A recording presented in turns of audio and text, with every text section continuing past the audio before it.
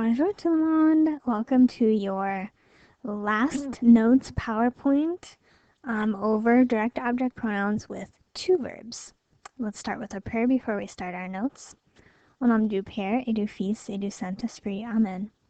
Seigneur, nous te rendons grâce pour tous tes bienfaits, toi qui vis et règnes pour les siècles des siècles. Gardez nos âmes dans la paix. Amen. Au nom du Père et du Fils et du Saint-Esprit. Amen.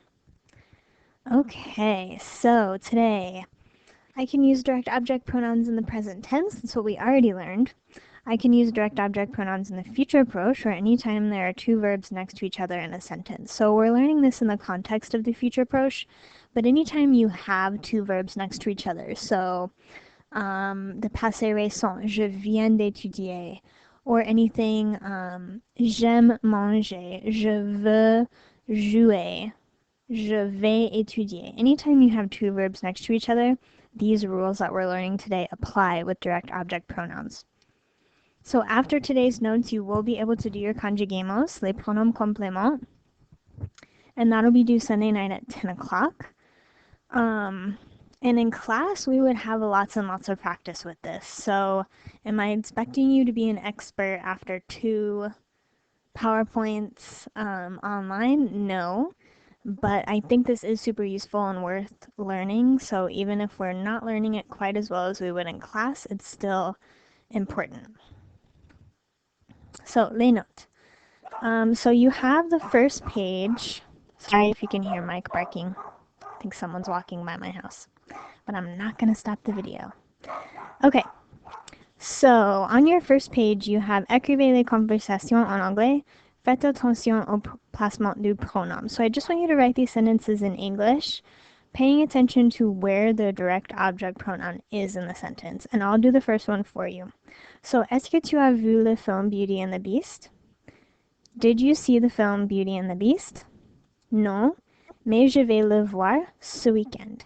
No, but I'm going to see it this weekend. So notice where the direct object pronoun was, in between the vais and the voir.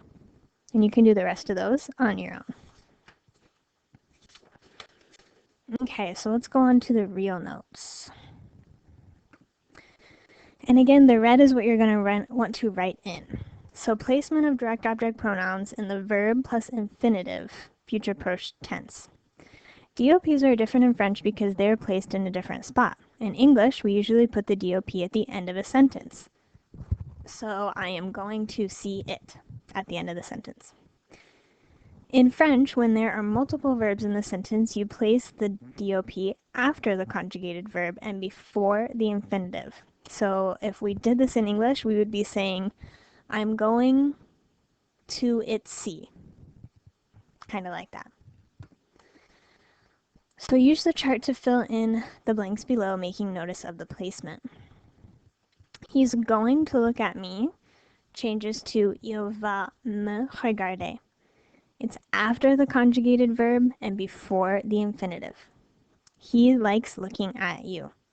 Il aime te regarder. Kind of creepy, excuse that one. He's going to look at us. Il va nous regarder. He must look at you all. Il doit vous regarder. Notice that not all those are the future proches. Il aime te regarder, il doit vous regarder. Those aren't future proches. So remember, this is not just for the future proche.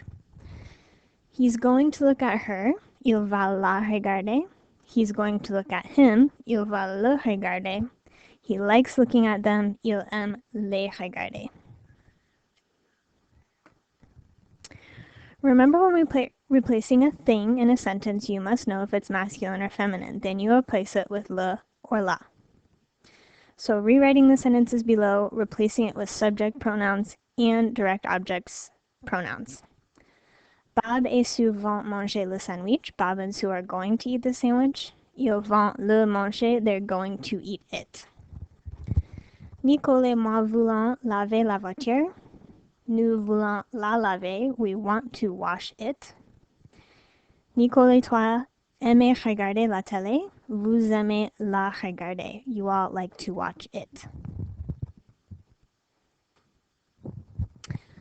And then in the negative with two verbs. So because DOPs are placed after the conjugated verb and before the infinitive, when you make a sentence negative, you place the DOP outside the negative verb sandwich. So this is different than when we only have one verb, because remember in our last PowerPoint, we learned that the direct object pronoun is inside the ne pas when we have one verb. However, when we have two verbs, it comes outside the ne pas because we want it to stay with the infinitive. So you have your ne, conjugated verb, pas, the direct object pronoun, and then the infinitive. Il ne doit pas me regarder. He must not look at me. This is wrong. He must not look at me. Some more examples. Il ne va pas nous inviter. He is not going to invite us. Il ne peut pas te regarder. He can't look at you. Il n'aime pas le laver. He doesn't like washing it. Il ne veut pas les écouter. He doesn't want to listen to them. So more sentences replacing subject pronouns and direct object pronouns. So Bob et Sue ne vont pas manger le sandwich. Ils ne vont pas le manger. They're not going to eat it. Nicole et moi ne voulons pas laver la voiture. Nous ne voulons pas la laver. We don't want to wash it. Nicole et toi n'aimez pas regarder la télé.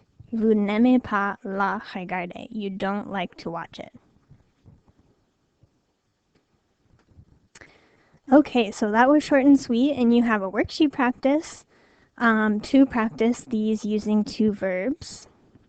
So that is due Thursday night at 10 p.m. and then I will post the key. Please make sure that you are checking your work when I post the keys so that you know that you are on the right track. And let me know if you have any questions. Au revoir.